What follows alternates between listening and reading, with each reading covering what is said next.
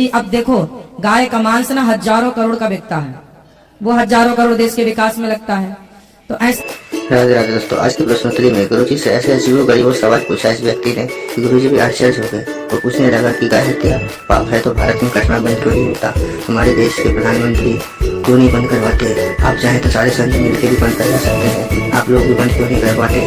इस पर गुरुजी ने क्या कहा, आइए ध्यान से सुनिए, आप भी चौंक जाएंगे सुनते ही। जैसे भारत है हमारा, जिसके अंदर में ये ऋषि मुनि यहाँ पे रहे हैं और यहाँ पे गंगा यमुना जी बहती हैं, और जहाँ तक कि यहाँ की गवर्नमेंट के अंदर जो हमारे मोदी जी हैं वो भी हिंदू है, तो फिर ये जो मांस है और ये हत्याएं है ये जीवों की है, तो ये बंद क्यों नहीं होती है। अगर विदेशी हैं बाहर के हैं तो वो लोग ये नहीं देखते होंगे कि अगर इंडिया के अंदर में अध्यात्म है, यहाँ से उठा है, ऋषि मुनि यहाँ के हैं और वहां पे ही मांस कटता है और वहां से ही बफेलो सबसे ज्यादा बाहर जाता है और वहां पर ऐसा काम होता है, तो फिर एक गलत मैसेज भी तो फिर जो भारत से भी तो जाता है, जा ही रहा है, गलत मैसेज जा रहा है। तो गुरु इसलिए मांस देखो, सरकार चाहे तो बंद हो सकती है गौ हत्या, कोई बहुत बड़ी बात नहीं है। 1-2 लाख गाय रोज कटती है भारत में। गुरुजी और भी अन्य जीव भी, हाँ, सब मिला के कहना चाह रहा हूँ, इतनी सारी हत्याएं होती हैं और जबकि हिंदू मतलब हमारा जो भारत है, इतने महान महान तीर्थ है यहाँ पे, ऋषि मुनि इतने महान महान भगवान जी के अवतार यहाँ पर हुए, फिर भी हमारे यहाँ पर ये सब चीजें, यही तो दुर्भाग्य है, यही तो दुर्भाग्य है, इसी को तो ठीक करना है। मैं तो ये चाहता हूँ गुरुजी, जैसे कि अगर हमारे पास में एक डमी है और एक ओरिजिनल है तो हम किसको बचाएंगे, हम ओरिजिनल को पहले उसकी सेफ्टी करेंगे, डमी की नहीं करेंगे। तो देश के अंदर में अन्य विकास हो और थोड़े से कम लेवल पे भी हो तो चलेगा, पर जो जीव हत्याएं हो रही है उनके पे तो सबसे पहले ध्यान जाना चाहिए। सही कह रहे हैं आप, हम सब तो प्रयासरत हैं ही कि गौ हत्या बंद हो। अब सरकार को एक्शन लेना चाहिए कि गौ हत्या तो बंद हो। भारत भाई देखिए, हम और किसी की बात नहीं करते, क्योंकि गाय से हम सबका एक संबंध रहा है। हम सब हिंदू गाय को माता मानते आए हैं, तो जिसको हम माता मान रहे हैं हम उसको तो कम से कम अपने देश में ना काटें, उसके पैसे से तो हम अपने देश की, अब देखो गाय का मांस ना हजारों करोड़ का बिकता है, वो हजारों करोड़ देश के विकास में लगता है। ऐसा विकास किस काम का जो गाय के खून से रंगा हो जी, है ना। इसलिए विकास थोड़ा स्लो चलेगा, कम चलेगा, ठीक है, धीरे बाद में हो जाएगा। लेकिन गाय का मांस बेच करके कितना मिलता होगा मुझे नहीं पता, इसका मेरे को आइडिया नहीं कितना पैसा गौ मांस से इनको मिलता होगा, लेकिन गलत तो गलत है। गाय हमारी आस्था का केंद्र रही है। देखिए आज भी हमारे यहाँ वृंदावन में जो गोवर्धन है, गिरिराज जी हैं, वो गाय का ही सूचक है। गोवर्धन का मतलब है गाय का वर्धन, गौ माता की रक्षा सेवा। और हमारे भगवान कृष्ण आए तो उनका नाम ही पड़ा गोपाल, क्योंकि गौ पालन करने से उनका नाम गोपाल पड़ा जी। हमारे हिंदू धर्म में 33 करोड़ देवता होते हैं, है ना। जैसे कि हमारे यहाँ 8 वसु और 12 सूर्य, तो कितने हो गए, 12 और 8 20 हो गए। और इसके बाद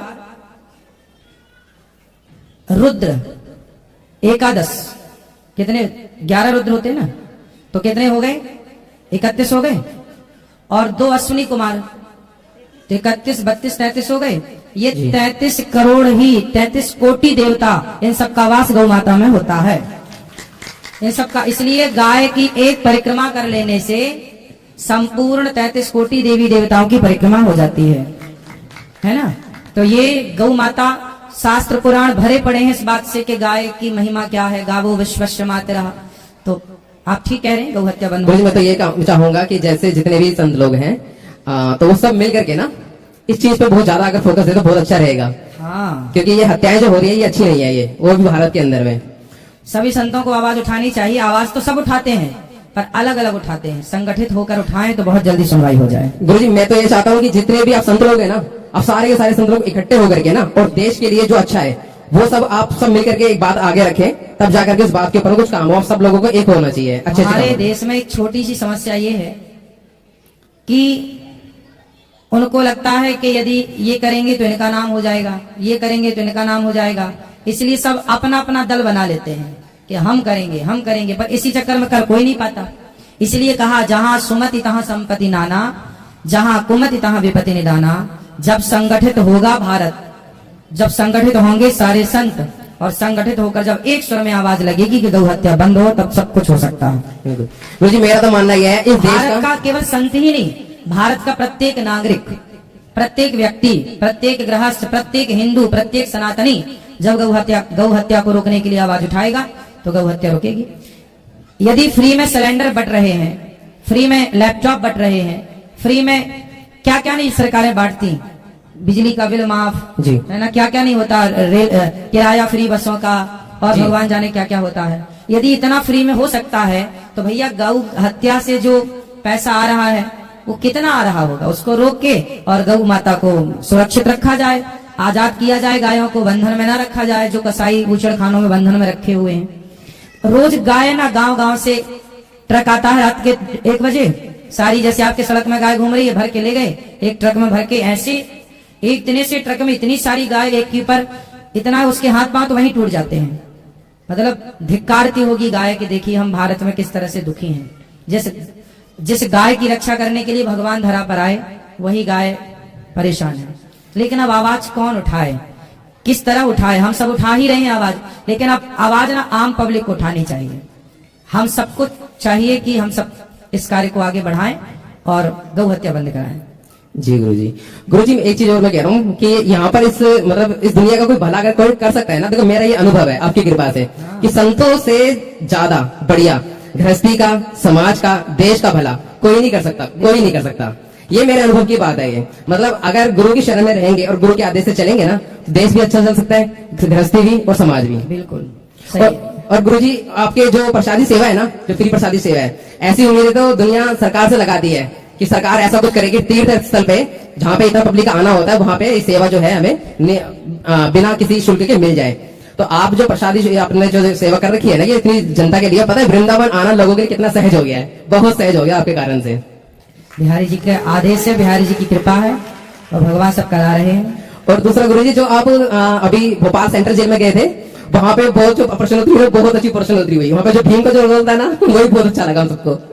और गुरुजी अब वहां पे जो आपने सब देखा, जो लोग अंदर है और आज हम बाहर है, मतलब आपने देखा कि एक गलती से हम अंदर जा सकते हैं कईयों सालों के लिए और हमारा परिवार बिखर सकता है। तो आप वहां पे जो आपने सब देखा, आप हमें क्या सीख देंगे? हमने तो उन्हीं कैदियों से बात करा करा के आप लोगों को सीख वहीं से दे दी थी। जितने भी लोग जेल के अंदर हैं, 99% लोग 2 गलतियों से जेल में हैं, या तो अपने गुस्से के कारण या तो शराब के कारण। शराब पीकर गलत काम, या फिर जरूरत से ज्यादा गुस्सैल था। एक लड़का बाप से बोला 50 रुपए दे दो, 50 रुपए उसने बोला नहीं दूंगा, तो कुल्हाड़ी पड़ी थी तो उसने बाप को एक गर्दन पे मार दी, बाप मर गया। अब वो बाप की हत्या का 50 रुपए के चक्कर में 20 साल की जेल काट रहा है। गुरुजी अगर ये सारे कथा सुनते हैं ना, तो कथा के अंदर यही बताया जाता, क्रोध नहीं करना, शराब नहीं पीनी, तो आज वो सारे बाहर होते। बिल्कुल बिल्कुल सही है, इसलिए सत्संग करना चाहिए। गुरुजी राधे राधे। खुश रहिए, खुश रहिए। गुरुजी मैं आपको एक भजन सुनाना चाहता हूँ। सुनाओ। कृष्णाय वासुदेवाय करे परमात्मे पन्न सासाय गोविंदाय नमो नमः। वाह, बहुत सुंदर, खुश रहिए। दोस्तों, आपको इस भक्त के सवाल आपको कैसे लगे और हमारे गुरुजी ने जो सुझाव दिया, जो समझदारी दी, जो हमें ज्ञान दिया, वो आपको कैसे लगे और आपको कैसा लगा कमेंट में जरूर बताएं।